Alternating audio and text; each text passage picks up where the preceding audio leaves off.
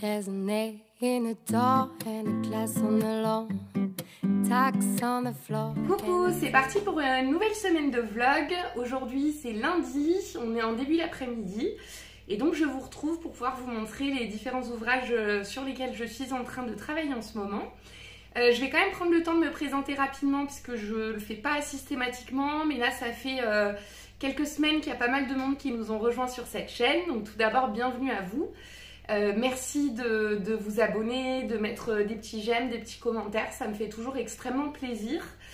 J'essaye de toujours répondre à tous les commentaires, mais des fois il y a un peu des loupés, et là notamment j'avais pris un peu de retard. Donc sachez que je lis tous vos commentaires. S'il y a des questions dans le commentaire, par contre c'est sûr et certain que je réponds normalement, sauf si j'en ai manqué un ou deux. Mais voilà, c'est sur ces 2 dernières semaines, enfin sur l'avant-dernière vidéo que j'ai publiée, j'ai pas répondu à tout le monde, j'en suis navrée, mais un peu tendue. Donc pour me présenter, je m'appelle Elodie, j'ai 32 ans, bientôt 33 ans. Je tiens cette chaîne YouTube depuis 5 ans, bientôt 6 d'ailleurs. Et donc c'est une chaîne sur laquelle je vous parle principalement de tout ce qui est lié au tricot. Ça m'arrive de dévier un petit peu sur d'autres sujets, type maquillage, soins, cuisine, développement personnel, mais la grande majorité du contenu que vous trouverez sur cette chaîne, c'est 2 formats. Un format podcast où je vous parle de tricot que j'ai réalisé, où je vous détaille vraiment le type de laine, l'échantillon, enfin tout ce qu'il faut savoir pour se lancer sur un modèle. Et il y a un deuxième type de vidéo de format, ce qui est celui-ci, c'est un format vlog où je vous embarque un petit peu sur une semaine, me suivre dans mes avancées. Donc sinon je vis sur Marseille avec mon chéri et mon chat, que vous verrez de temps en temps parce qu'il aime bien faire des petits coucous. Mais je ne suis pas originaire de Marseille. À la base, je suis née en région parisienne, mais j'ai vécu la plupart de ma vie à Grenoble et dans la région grenobloise, où se trouve toute ma famille et la plupart de mes amis. J'ai habité sur Paris pendant un certain temps, ce qui m'a permis de rencontrer beaucoup de personnes liées à la communauté tricot, et notamment plusieurs personnes qui, avec le temps, sont devenues de réels amis. Donc voilà. Sinon, je travaille dans l'immobilier pour un promoteur immobilier. Et puis voilà, dans les grandes lignes, c'est à peu près tout. Ça fait 1 an que je suis arrivée à Marseille. J'adore Marseille. Je suis très contente d'avoir fait ce petit changement de vie. Et puis voilà, pour une présentation, je pense qu'on n'est pas trop mal. Donc on va tout de suite pouvoir attaquer cette semaine pour vous montrer les 3 ouvrages sur lesquels je travaille principalement. On va commencer par quoi? On va commencer par mon Robinia Sweater. Hop. Donc j'ai démarré depuis un certain temps un patron d'une designeuse qui s'appelle Anne Wenzel, qui est, je pense, qui est danoise, suédoise, norvégienne, enfin pays du Nord. Faudrait que, bon, je le dirai en podcast de manière plus précise. Mais donc c'est un patron que j'avais vu, que j'avais repéré pendant qu'elle était en train de faire le prototype. Donc un prototype, pardon, si vous ne le savez pas, dans le cadre du tricot, c'est quand une designeuse décide de créer un modèle. Elle va réfléchir à ce qu'elle imagine réaliser, et en fait elle tricote une première version et c'est ce qu'on appelle un prototype. Donc c'est ce qui lui permet de tester son idée. Je sais qu'il y a des designeuses qui écrivent d'abord le patron, c'est tout imaginer dans leur tête et ensuite elles tricotent. Moi je trouve ça incroyable. Et puis il y en a d'autres qui tricotent d'abord et qui prennent des notes au fur et à mesure et qui rédigent leur patron à la fin. Donc voilà, donc c'est un pull sur lequel j'avais vraiment eu un énorme coup de cœur. J'ai pas mal tergiversé sur la laine à utiliser pour tricoter ce modèle, parce que donc c'est un échantillon de 15 mailles, donc il faut un fil assez épais.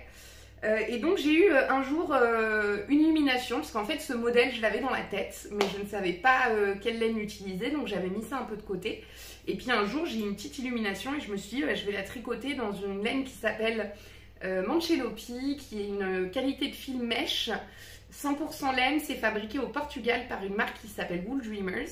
Et donc j'ai découvert cette marque grâce à la boutique Lana et Tricot qui est à Grenoble justement. Et donc j'ai déjà tricoté cette laine en écharpe et en pull. Et donc je m'étais dit que finalement pour le Robinia Sweater ça serait parfait. J'ai fait un échantillon. Initialement j'étais partie pour le tricoter dans le coloris beige blanc comme ça, et puis le marron. et finalement ils ont sorti un nouveau coloris pile au moment où j'étais en train de réfléchir à tout ça, et c'est un très très joli vert, donc je vais vous montrer ça tout de suite. Alors j'ai déjà pas mal avancé, hein. Donc voici le Robinia Sweater.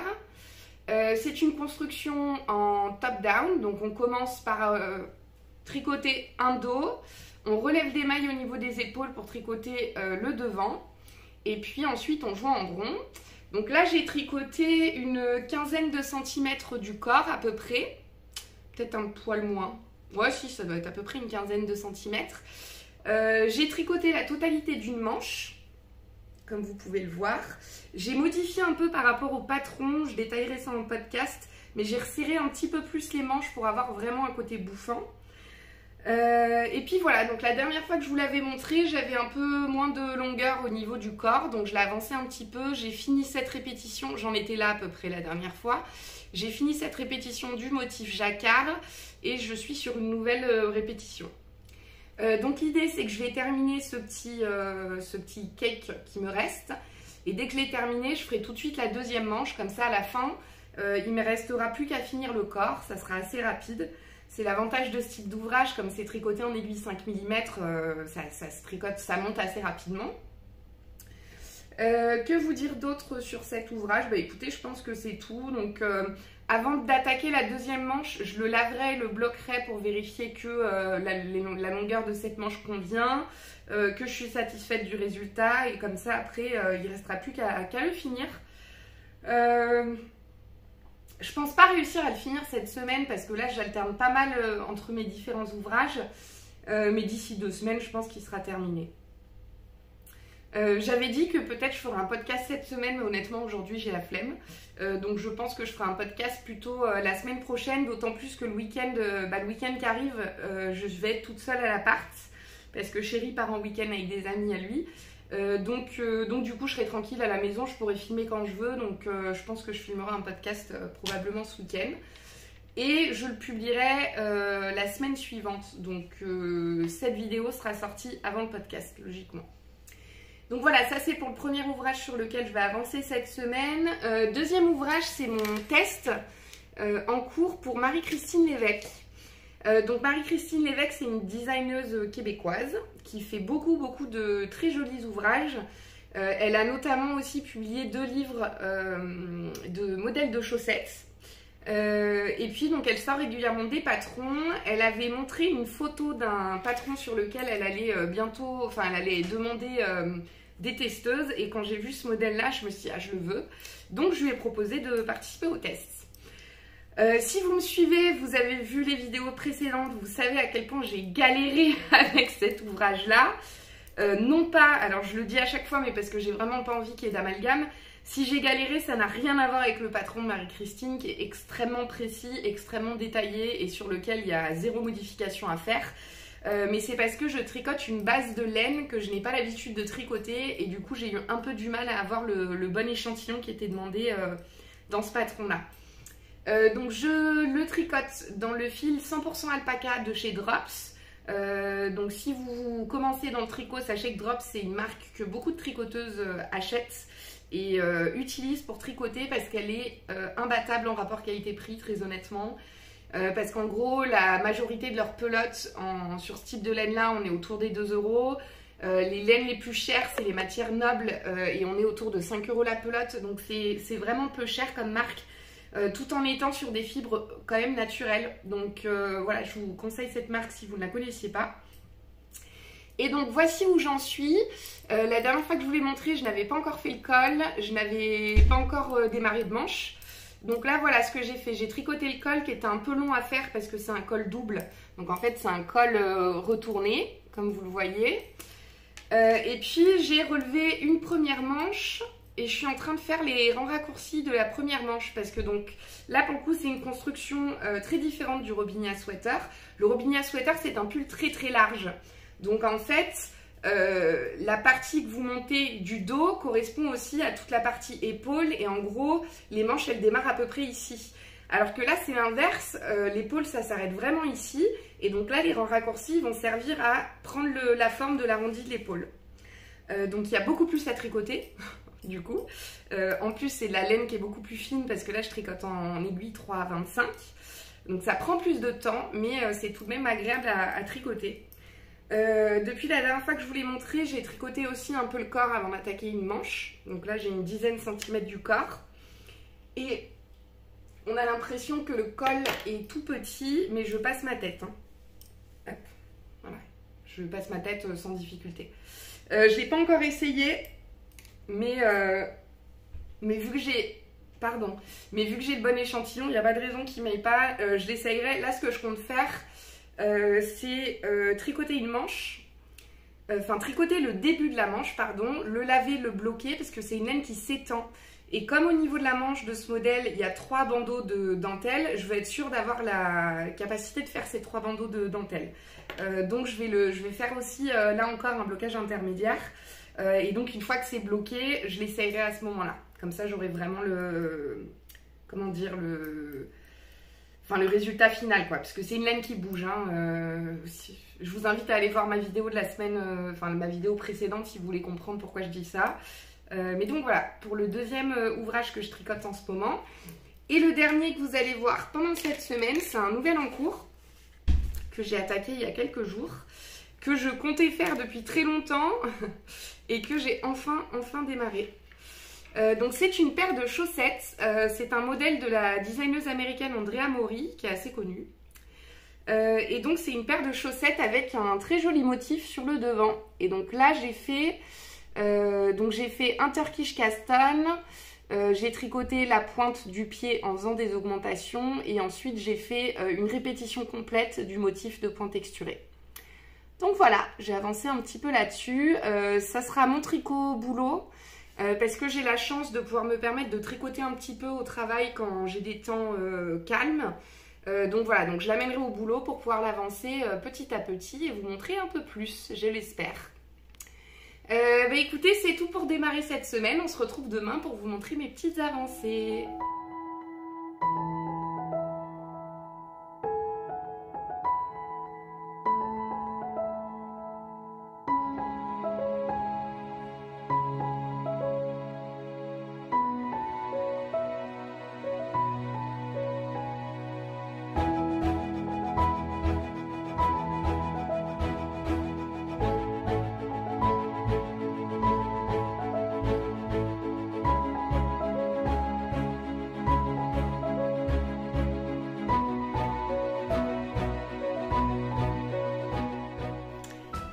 On se retrouve jeudi midi pour ma pause déjeuner. Finalement, je suis pas venue vous voir ces 2 derniers jours parce que j'ai pas eu tant de tricot que ça.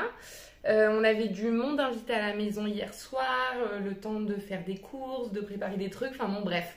Donc j'avais pas avancé des masses, donc c'est pour ça que je suis pas passée vous faire un coucou. Mais donc petit point tricot aujourd'hui. Le truc cool, c'est que j'ai démarré la dentelle pour ma première manche sur le pull folklore que je teste pour Marie-Christine. Donc pour vous montrer où j'en suis, j'ai tricoté, je sais pas, j'ai dû tricoter une petite dizaine de centimètres du corps, à peu près tout ça. Et donc je vous l'avais montré, je venais de démarrer la manche, il me semble. La manche qui est un peu longue à démarrer parce qu'en fait toute cette partie-là, c'est des rangs raccourcis.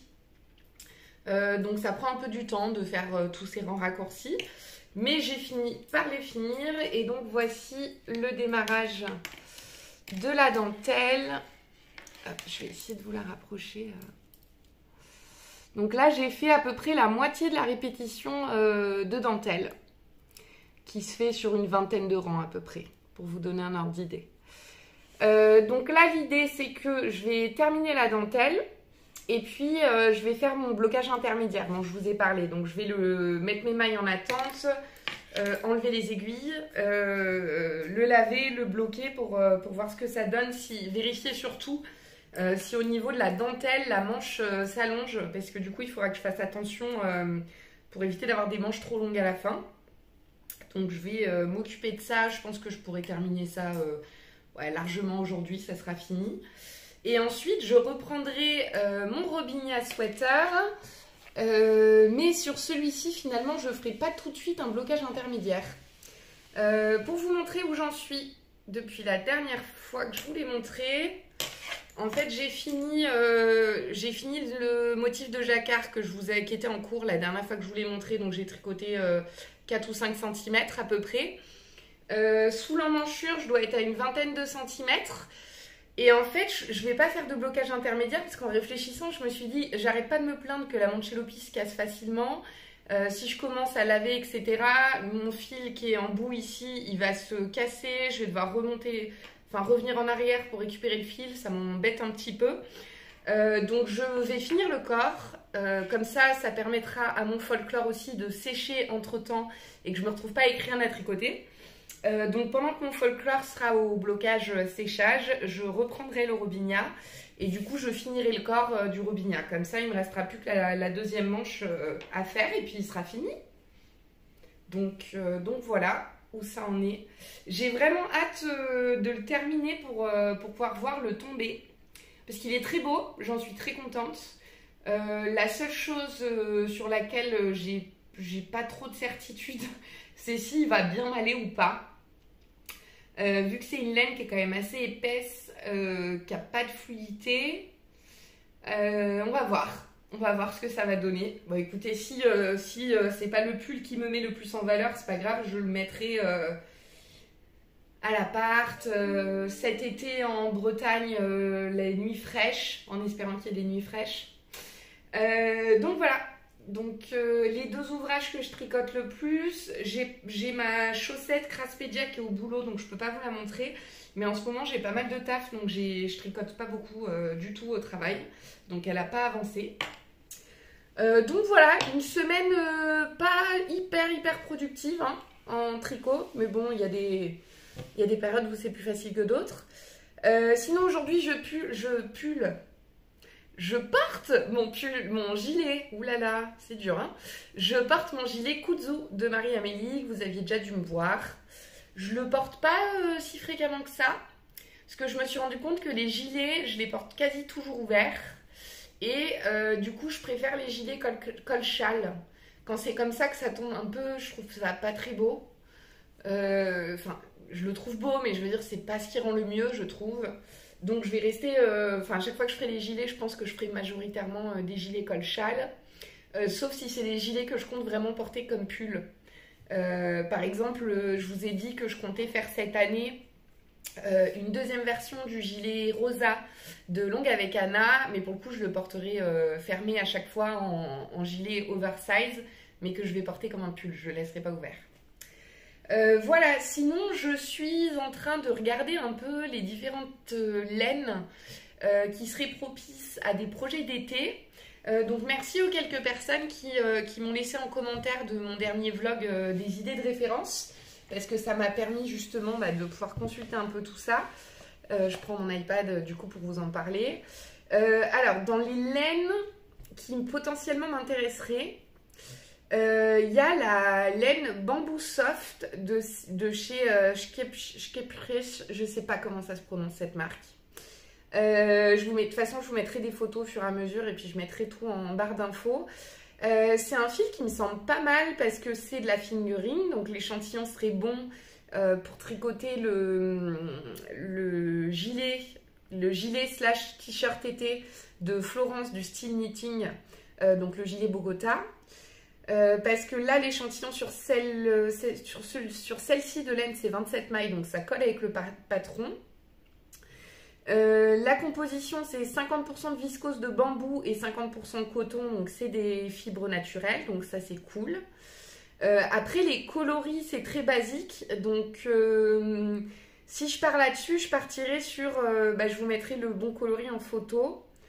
Mais ce qui m'embête un petit peu, c'est que le Bogota, je le trouve quand même très joli sur des tons très clairs. Par contre, l'avantage de cette laine-là, c'est qu'elle est pas chère.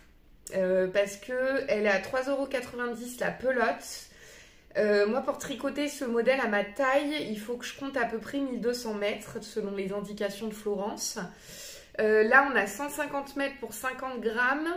Donc en gros il me faudrait, si je suis pas trop mauvaise en calcul mental, il me faudrait 8 pelotes je dirais, 8 x 5, 400, ouais c'est ça, il me faudrait 8 pelotes.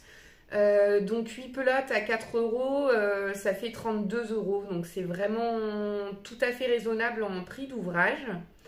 Donc c'est pour ça que ça fait partie de ceux que je sélectionne en priorité, on va dire. Après, j'ai vu que chez Lily Comme Tout, elle avait aussi un fil de chez Isaguerre qui s'appelle Or Organique, qui est en 100% lin, biologique. Donc pareil, c'est de la fibre 100% naturelle, donc ça c'est cool. Il me semble avoir vu en plus sur le site de Lily Comme Tout que dans le traitement de la fibre, c'est pas polluant du tout, donc c'est une laine qui n'est pas mauvaise pour l'environnement, donc ça c'est un bon point aussi. L'échantillon serait pas mal parce que ça fait un échantillon de 26 mailles. Comme c'est 27,5 pour le patron de Florence, en ajustant la taille d'aiguille, on peut y arriver. Pour le coup, il me faudrait 7 pelotes pour réaliser le Bogota. Par contre, c'est des pelotes à 9,75 €. Donc ça ferait un ouvrage à 70 €. Donc c'est ça qui me freine un peu, je vous avoue, puisque pour un top d'été, mettre 70 €, ça m'embête. D'autant plus que, comme je vous l'ai expliqué, je vais essayer de faire... alors tout en me faisant plaisir, mais de faire un peu plus attention au prix des laines que j'achète dans les mois à venir pour essayer d'être un peu plus économe. Ensuite, l'autre option sur une autre qualité de fil, ce serait d'utiliser de la bourrette de soie, donc 100% soie. Et notamment dans les laines qui m'attirent, il y a le Pure Silk de la marque Knitting for Olive, qui est une marque que j'aime beaucoup. Les fils que j'ai testés de cette marque jusqu'à présent étaient de très bonne qualité. Là, on pourrait avoir le bon échantillon parce qu'on a 28 mailles en aiguille 3, donc il suffirait que j'augmente légèrement la taille d'aiguille. Et niveau tarif, alors j'ai pas encore calculé, mais c'est différent parce qu'il y a 250 mètres au 50 grammes. Donc ça voudrait dire qu'il me faudrait 5 pelotes. Chaque pelote est à 9,10 €, donc en gros, ça me coûterait 45 €, donc ça serait pas excessif. Donc ça peut être une bonne solution. Donc pour l'instant, les deux solutions qui financièrement sont les plus raisonnables, ce serait la Bamboo Soft et la Pure Silk. J'ai bien envie de tester le lin de chez Isaguerre aussi, donc je me tâte un peu. Ça, c'est les références que j'ai vues. Pardon pour la coupure, j'ai une crise de toux encore. Je suis plus malade, mais la toux ne veut pas passer, c'est un peu chiant. Donc ça, c'est les 3 références que j'ai trouvées en fil d'été sur le site de Lily Comme Tout. En fait, là, dans l'idée, j'aimerais bien commander 2 quantités. Une quantité, du coup, pour me tricoter donc le Bogota de Florence. Et j'aurais bien envie aussi de me refaire un petit t-shirt d'été. Donc soit me refaire un rosa de Longa Vecana, puisque c'est un modèle que j'aime bien porter. Ou éventuellement un des t-shirts d'Atelier Émilie. Mais à chaque fois, ce que j'ai repéré, c'est des échantillons de 26 mailles. Donc, même si là, je suis sur des laines où sur des laines, oui, des fibres, où ils indiquent des échantillons de 27-28, je pourrais réussir à obtenir 26 ou adapter le patron si besoin. Donc, ces fils-là pourraient correspondre aussi. L'idée, c'est que soit je suis très raisonnable, ou soit j'essaye de jongler entre les 2 quantités pulls pour trouver un équilibre de budget. Donc par exemple, de prendre la Bamboo Soft d'un côté qui est vraiment peu onéreuse et le lin d'Isaguerre, ça pourrait être une solution. Après, j'ai vu d'autres fibres qui m'intéressent sur le site de Lana & Tricot. Donc l'idée, ça serait que soit que j'achète que chez Lily Comme Tout de quantité de pull, ou soit j'achète que chez Lana de quantité de pull, parce que je trouverais ça un peu bête de faire 2 commandes différentes et de payer des frais de port des 2 côtés. Et puis, voilà, j'essaye aussi juste d'avoir conscience de ce que ça sous-entend. Enfin voilà, c'est 2 envois de colis, donc de l'émission de CO2 sur les 2. Autant acheter au même endroit, faire une commande groupée et puis éviter de polluer pour rien, quoi. On est bien d'accord, on pollue tous, on pourra jamais y réduire à 100%, mais voilà, en ce moment, comme je vous l'ai expliqué, j'ai mon moral qui est un peu en ascenseur en ce moment. Alors dans ma vie perso, tout va très bien, d'ailleurs fort heureusement, parce que le fait que tout se passe bien, qu'on soit hyper heureux avec mon chéri, qu'on passe vraiment de très bons moments à chaque fois qu'on est ensemble, c'est ce qui fait aussi que ça m'aide à aller bien. Le tricot, ça m'aide aussi énormément. Je me plains pas, hein, qu'on soit d'accord, j'ai pas de raison de me plaindre. C'est juste pour vous expliquer que avec toute l'actualité qui est en ce moment, moi c'est quelque chose qui m'affecte beaucoup. De base, je m'étais dit que je n'aborderais jamais des sujets sociétaux de manière trop précise sur ma chaîne parce que c'est pas mon but, c'est pas... J'imagine que c'est pas non plus ce que vous voulez en venant vous changer les idées en allant voir des vidéos YouTube. Mais voilà, moi concrètement, si je devais définir mes opinions, je suis quelqu'un pour qui l'humain sera toujours une priorité. J'ai pas toujours été comme ça, parce que quand j'étais plus jeune, c'est-à-dire quand j'ai commencé dans la vie active, j'étais dans un environnement qui prônait le capitalisme. Je vous le fais en version très brève, mais en gros qui prônait plutôt le capitalisme. Et donc moi j'étais pas du tout anticapitaliste, voire j'étais assez capitaliste dans mon mode de fonctionnement et dans ma vision de certaines choses. Et j'avais beaucoup cette notion de pour gagner sa vie confortablement, c'est juste une question de travail. Et que si on se donne les moyens d'y arriver, on y arrive. Avec le temps, cette mentalité-là, elle a beaucoup évolué. Je pars aussi du principe qu'on ne peut pas se comparer les uns et les autres parce qu'on vit tous des situations qui sont très différentes. Et que dans un monde parfait, il faudrait pouvoir faire systématiquement pour tout du cas par cas. Parce qu'il y a tellement de choses à prendre en compte. Mais bref, je vais essayer de pas trop divaguer non plus pour pas que cette partie-là dure trop longtemps. Mais voilà, en ce moment, je suis extrêmement énervée parce que quand j'entends tous les débats qu'il y a, quand j'entends ce dont on choisit de parler sur les chaînes télévisées, sur la radio, la manière dont on choisit de traiter les sujets, enfin voilà, c'est un truc qui m'agace énormément en ce moment. Et j'ai vraiment l'impression que notre société, elle part en déchéance totale, quoi. Et ça me pèse, voilà. Donc je sais pas si parmi vous, il y en a qui ont ce même ressenti, mais c'est compliqué parce que d'un côté, j'ai envie de faire la technique de l'autruche et de me concentrer sur moi-même pour, encore une fois, préserver ma santé mentale. Mais d'un autre côté, je culpabilise en me disant que si on fait tout ça, on s'en sortira jamais. Donc voilà, là, à l'heure qu'il est, j'en suis à... je pense que je vais essayer de trouver une solution pour aller manifester. Moi, depuis le début, j'aurais dans l'absolu voulu suivre ce mouvement de grève, tout simplement parce que continuer à produire constamment dans un monde qui... notre Terre, on est en train de dépasser ses limites. On sait qu'on va les dépasser, les limites de la Terre. On sait qu'à un moment donné, ça va devenir extrêmement problématique, que les conditions de vie vont être... absolument atroce par rapport à ce qu'on connaît jusqu'à présent. Ça fait déjà 30 ans que beaucoup de personnes le disent et qu'on ne les écoutait pas. Là, on n'a pas de raison de ne pas les écouter parce qu'il y a des vrais groupements de personnes qui étudient le sujet, qui sont en mesure de nous donner des infos fiables. C'est déjà semi trop tard pour qu'on puisse faire quoi que ce soit. Mais la moindre des choses, ce serait quand même de limiter la casse. Enfin bon, bref, donc j'ai perdu le fil de ma pensée. Je vous dis, en fait, là en ce moment, voilà, ça résume très bien. Mon cerveau est en ébullition constante et c'est quelque chose que j'ai du mal à gérer. Et qui fait que je suis pas particulièrement dans une humeur excellente et que c'est ce qui fait aussi que par exemple hier avant-hier, même si j'ai pas beaucoup tricoté, si j'avais été dans une période où avec ma tête moins pleine, je serais quand même venue vous voir, mais là j'y arrivais pas à venir vous voir parce que j'ai tous ces sujets qui me revenaient, quoi. Mais donc oui, je disais que je serais allée manifester dès le début parce que il y a cette notion que c'est très bien de dire qu'il faut travailler plus, mais à un moment donné, on est de plus en plus nombreux sur Terre, on consomme et on produit de plus en plus, alors que tout le monde nous dit qu'il faut consommer et produire de moins en moins. Donc il y a cette notion-là qui fait que je suis contre cette réforme de retraite. Et il y a surtout aussi la notion que, comme je vous l'ai expliqué, moi, de base, j'étais plutôt dans un état d'esprit capitaliste, c'est-à-dire que pour moi, pour mon bonheur, il fallait que je gagne bien ma vie. Je considère toujours que l'argent contribue un minimum au bonheur parce que si on se retrouve en difficulté financière, le quotidien est beaucoup plus lourd à gérer forcément. Par contre, je ne pense pas qu'en gagnant 15-20 000 euros par mois, je serais plus heureuse qu'en gagnant 2 500-3 000 euros par mois. Donc c'est pas une priorité pour moi les revenus. C'est juste j'ai envie d'être en mesure de gagner suffisamment pour pouvoir vivre sans trop calculer.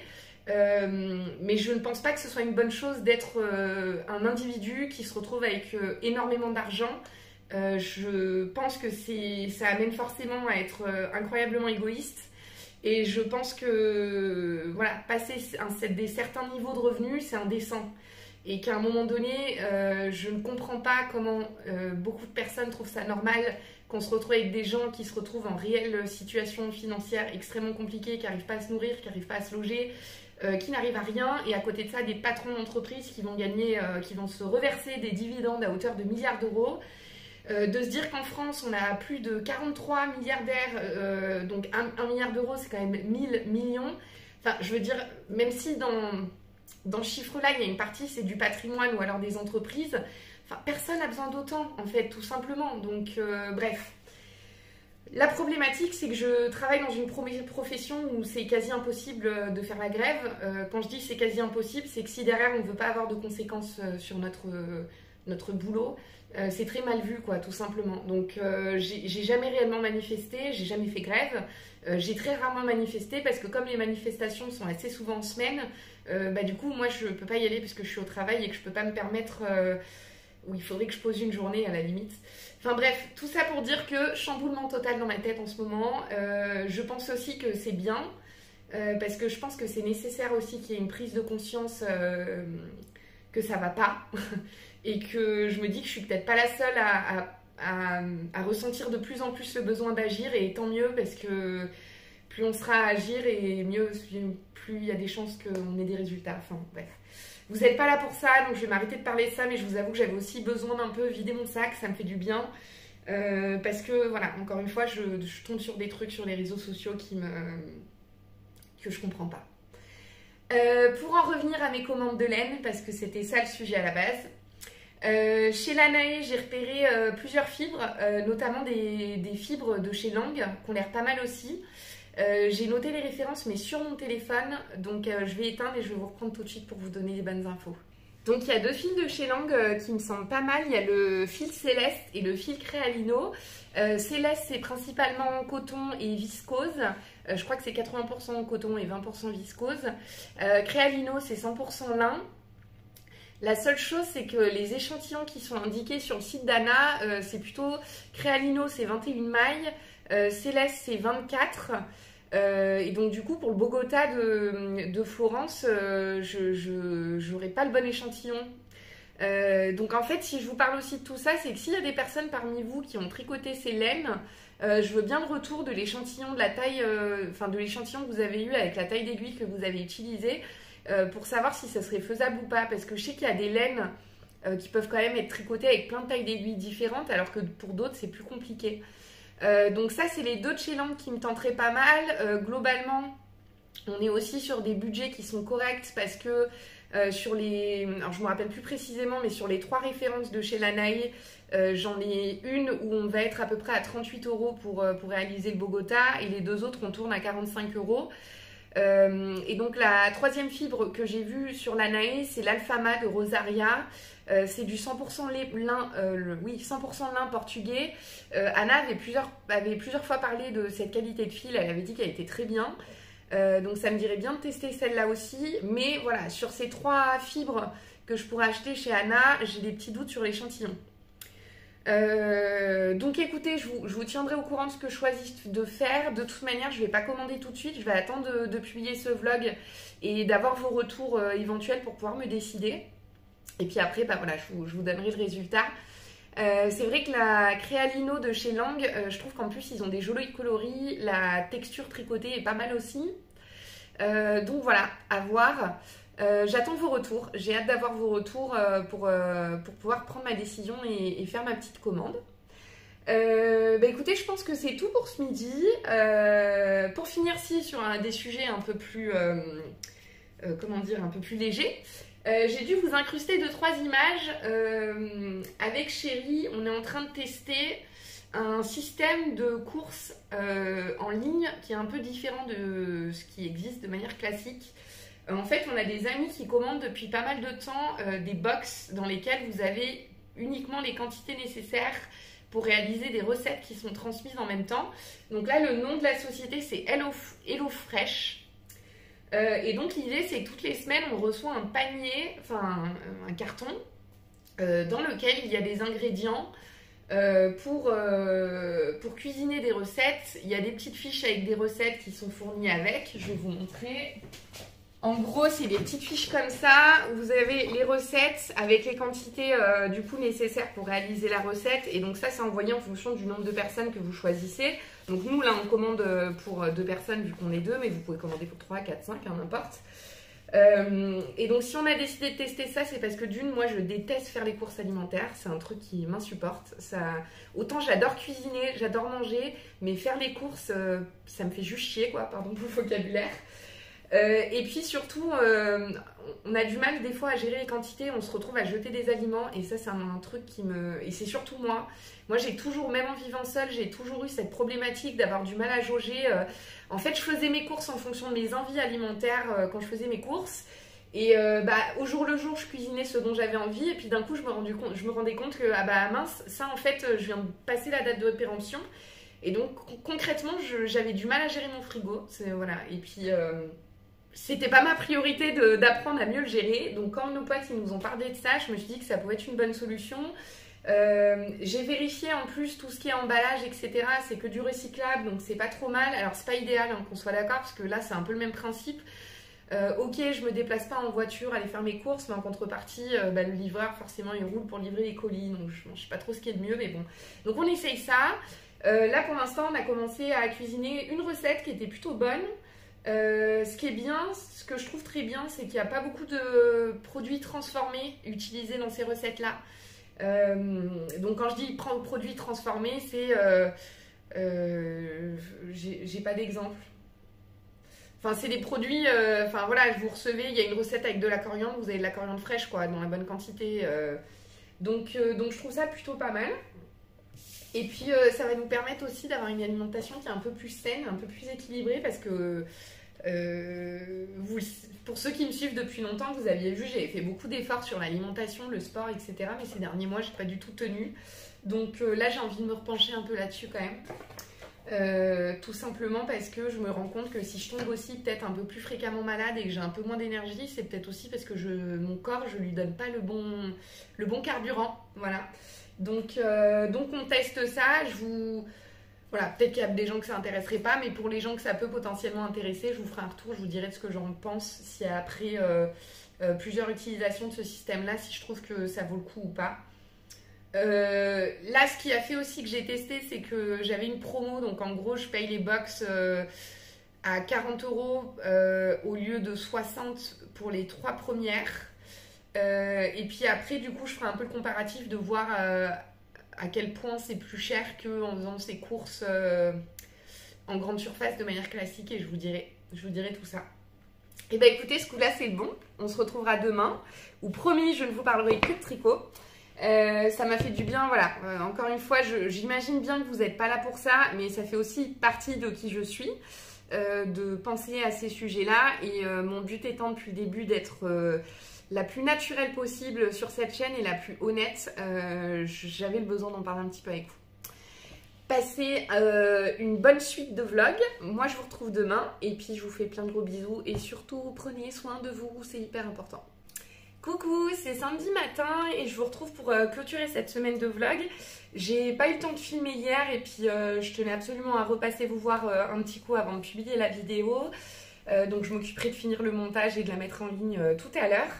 Mais donc je voulais vous montrer l'avancée de mon Robinia, parce que j'ai surtout tricoté le Robinia sur cette fin de semaine et cette semaine de manière générale.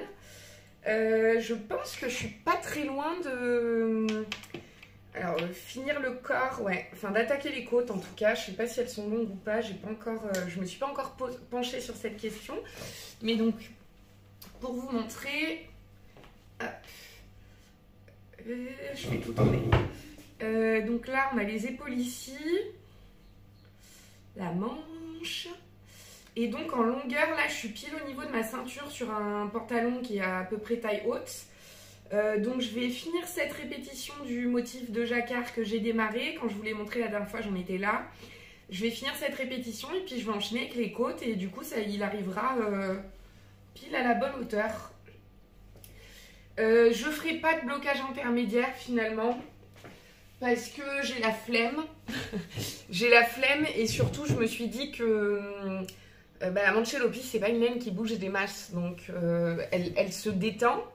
Quand je dis qu'elle bouge pas des masses, c'est faux. Elle bouge au blocage parce qu'elle s'adoucit et s'assouplit énormément. Par contre, elle s'étend pas. Donc voilà, donc je pense pas que finalement je ferai de blocage intermédiaire parce qu'à mon avis on sera bon.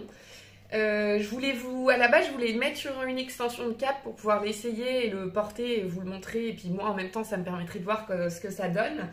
Mais j'arrive plus à retrouver mon connecteur de câble. Donc, pas possible. Donc, je pourrais vous le montrer dès que j'ai terminé le corps.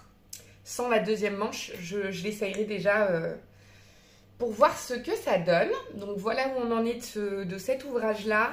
Le pull folklore, je l'ai amené hier au boulot pour essayer de le tricoter un petit peu si j'avais des moments de pause et je l'ai zappé. Donc du coup, je ne peux pas vous le montrer. Ceci dit, j'ai dû encore détricoter, retricoter. Je pense que j'ai quand même un petit manque de concentration en ce moment puisque ça m'arrive beaucoup plus fréquemment que d'habitude.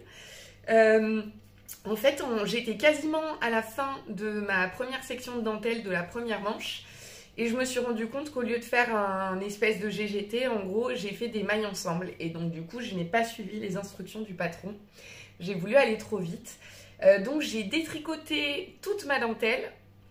Et en fait, je m'en suis rendu compte parce qu'à un moment donné, je me suis retrouvée avec pas le bon nombre de mailles. Donc, j'avais dû me planter sur le rang suivant, le rang précédent. Et heureusement que je m'étais plantée parce que sinon, j'aurais laissé la dentelle comme ça. Et bon, comme ça, un test... Autant quand c'est... Décidément.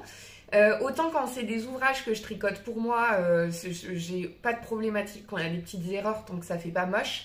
Mais bon, là c'est un test, le but c'est que le modèle soit représentatif. Donc du coup j'ai détricoté toute la dentelle et j'ai redémarré. Mais donc l'autre chose dont je voulais vous parler, c'est que j'ai une folle envie de Caston ce week-end. J'ai très envie de démarrer un nouvel en cours. Probablement parce qu'en plus je sais que je vais avoir pas mal de temps de tricot sur ce week-end. Donc j'ai ressorti mon sac. Alors celles qui me suivent depuis un moment doivent savoir ce que c'est. Mais donc j'ai ressorti mon sac à projet de laine poudrée d'ailleurs. Je ne vous l'ai pas remontré récemment, mais pour info, ça c'est un gros sac à projet que Laura de laine poudrée m'a fait sur mesure. Et il est très très beau.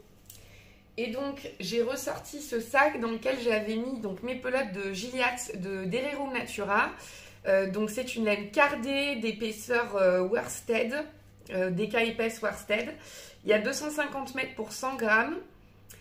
C'est un fil qui fait un échantillon de 17-19 mailles et que j'adore parce que c'est une très jolie définition de point avec la Gilliatt. Et donc, avec cette laine-là, je vais tricoter le pull Beldon de Elang avec Anna. Alors, c'est pas du tout de saison, qu'on soit d'accord. Mais bon, je vais faire un ou deux tricots d'été, mais je pense pas en faire plus parce que c'est pas ce que je porte le plus en vivant sur Marseille. Donc, je préfère m'avancer pour l'hiver prochain et puis tricoter des pulls. Et si cet été, j'arrive pas à les tricoter parce qu'ils sont trop chauds, c'est pas grave, je les mettrai en stand-by, je les recommencerai en septembre-octobre l'année prochaine et au moins ils seront avancés, il me restera moins à finir pour pouvoir les porter pendant l'hiver. Et donc j'avais démarré un tout début, j'avais juste fait le montage de mailles, donc j'ai ressorti ça et je pense que je vais tricoter le corps, je vais finir le corps de mon Robinia et dès que le corps est fini, je tricoterai un petit peu du raglan du pull Beldon parce que j'ai aussi bien envie de faire la brioche. Donc je vous montrerai ça, vous verrez ça sur le vlog de la semaine prochaine et moi je pense que je filmerai un peu demain quand même. Même si le matin je vais être tranquille et puis à midi je suis invitée à manger donc pour le coup j'aurai pas de temps de tricot sur le milieu de journée début d'après-midi. Et puis sinon pour en revenir à mes tergiversions de fil d'été, je vous en ai pas parlé mais il y a aussi deux autres bases qui m'intéressent pas mal. Donc il y a la base préconisée par Florence pour le gilet Bogota qui est du mérino tencel. Mais j'ai fait les calculs, il me faudrait 4 écheveaux pour utiliser le mérino tencel qui est une épaisseur sport. Il y a 333 mètres, donc ça veut dire qu'il faudrait que je prenne 4 écheveaux qui sont... En tout cas, l'idée, pas facile ce matin. L'idée, c'est que je voulais commander si je prends du mérino tencel, je le commande à Madeleine et Philibert parce qu'elle en propose. Et puis, c'est une teinturière indépendante que j'apprécie beaucoup pour son travail et sa personnalité. Mais en gros, ça veut dire 80 € pour un gilet, un t-shirt, que je vais peut-être porter 5 fois dans l'été. Donc, je sais pas si j'ai envie de dépenser 80 € pour un top d'été. L'autre option, c'est de tester les fils de Naticea. que j'avais vu sur son stand au Knit It. Elle a deux qualités notamment qui m'intéressent, la qualité Pernel qui est du chanvre et la qualité Linéa qui est du lin. Mais c'est un peu le même principe, c'est 15 € l'écheveau et j'ai calculé il faudrait 5 échevaux pour réaliser le modèle, donc il faudrait 75 €. Donc ça m'embête un petit peu aussi. Donc à l'instant T, je serais plutôt partie pour tricoter, enfin pour commander, pardon, soit chez Lily Comme Tout et je lui commande le lin de chez Isaguer avec le bambou de chez Schkipies, je sais pas comment ça se prononce. Ou soit l'autre option, mais dans tous les cas, je serais partie pour acheter, je pense, chez Lily Comme Tout. Ce serait d'acheter le lin maintenant. Et puis d'acheter en même temps la bourrette de soie parce qu'il y a le top bowman de Lucienne Tricotte qui est pas mal, qu'elle avait tricoté dans cette qualité de fil là. Donc concrètement, qu'est-ce que vous voulez que je teste? Et quelle laine vous aimeriez, enfin quelle fibre, pardon, vous aimeriez que je teste pour pouvoir vous faire un retour? Parce que j'arrive pas à me décider, donc je me dis, vu que moi de toute manière c'est des qualités de fil qui m'intéressent, autant que ce soit vous qui choisissiez. Et comme ça, bah voilà, ça me permettra aussi de vous faire un retour, de vous dire ce que j'en pense, de vous faire un retour sur le confort de tricot, le confort porté, et puis comment la laine se comporte, la fibre se comporte. Donc je vous laisse me dire en commentaire ce que vous préféreriez, si vous préférez que je commande lin et bambou pour vous faire le retour sur ces deux qualités de fil là, ou le lin toujours de chez Isaguer, ça c'est sûr que j'ai envie de le tester, et la bourrette de soie de chez Knitting for Olive. Ça me fera un budget plus important, mais toujours moins important que si je commandais le Merino Tencel ou les fils de chez Naticea pour cette année. Dans tous les cas, Merino Tencel, Naticea, je compte les tester un jour, mais pas, voilà, pas ce mois-ci, pas tout de suite. D'autant plus que le mois prochain, il y aura la nouvelle box de Arco Iris Yarn, donc je sais que le mois prochain, je dépenserai à nouveau 80 € pour la box. Donc bon, j'essaye d'équilibrer un peu les budgets pour pas faire trop de folie sur ces périodes-là. Donc voilà, j'ai hâte de connaître vos retours. Ça sera terminé pour le vlog de cette semaine. J'espère que vous avez passé un bon moment malgré la petite pause peut-être un peu moins positive, un peu moins joyeuse que d'habitude, mais c'est la réalité des choses, hein, on passe par des étapes. Et comme vous le voyez aujourd'hui, ça va très bien, j'ai bien dormi cette nuit, il fait beau, donc je pense aussi que ce qui n'aide pas, c'est que moi j'ai toujours des coups de mou sur la période de fin d'hiver. Donc voilà, je pense que ça aide pas non plus. Mais bref, j'espère que vous avez tout de même passé un bon moment. Merci d'avoir pris le temps de regarder cette vidéo. N'hésitez pas à me donner votre avis pour les qualités de fil que vous avez envie que je teste. Et puis on se retrouve la semaine prochaine pour un nouveau vlog et peut-être dans la semaine pour un podcast. Il y a des chances que ça arrive incessamment sous peu. Je vous fais plein de gros bisous, prenez soin de vous surtout. Si vous aussi vous avez besoin de vous lâcher, de vous libérer, cet espace de commentaires est aussi fait pour qu'on échange. Tant que ça reste dans la bienveillance et dans l'écoute, qui sont des choses que je prône, n'hésitez pas à vous faire des petits retours, vous aussi sur vos états d'âme si vous en avez besoin. Ça peut des fois soulager un petit peu. Quoi qu'il en soit, prenez bien soin de vous, profitez de cette bulle tricot pour vous faire du bien et on se retrouve la semaine prochaine. Bye!